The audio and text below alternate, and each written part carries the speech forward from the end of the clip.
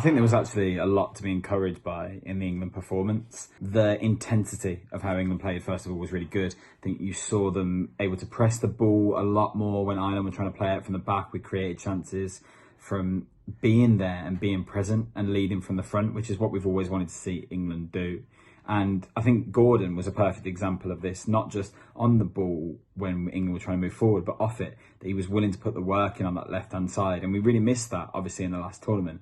There was a lot of clamour for Gordon to come in, and the fact that he started Carsley's first game and looked really impressive, actually, created a lot, was really dynamic. That's the sort of thing that England can really benefit from. Carsley really likes Anthony Gordon, doesn't he? He made him quite a key, pivotal, free player in England's run to the Euros under-21 final, where they became winners. So could we see more from Anthony Gordon? I think we probably could, and that's not a bad thing. He kind of fits Cars ball, or whatever you want to call it, quite nicely. Grealish has probably just had one of his better performances in an England shirt, and that's at a time where he could play as a number 10 behind a striker. Now, realistically, you've got Palmer, you've got Bellingham, you've got Foden, who could all fulfil that role, none of which were in the squad. And the likelihood of Grealish starting that role, if all of them were fit and available, is quite low right now. Yet he still looked fantastic. So I think you can see that England do have more to offer than we maybe gave them credit for. And Jack Grealish especially, who played fantastically. And again, a player that was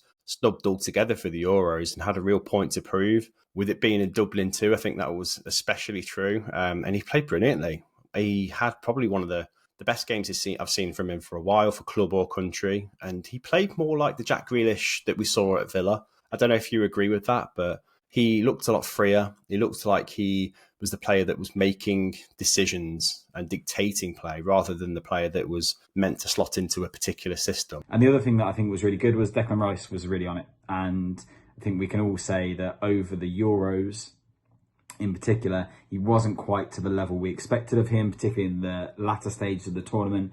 And even for Arsenal, we've seen a couple of signs that he's not been on his absolute best form, because when he is on his best form, he's one of the best midfielders there is in world football. Obviously, the narrative of Rice scoring in Dublin at the Aviva Stadium in front of fans of a country that he represented. And obviously, he's got a lot of Irish family too. He was quite respectful, reserved in his celebration, but nonetheless must have been super happy to actually be on the score sheet, because he has had a mixed role in midfield, hasn't he, under Gareth Southgate? But in this game, him and Colby Mainu kind of played off each other brilliantly in midfield.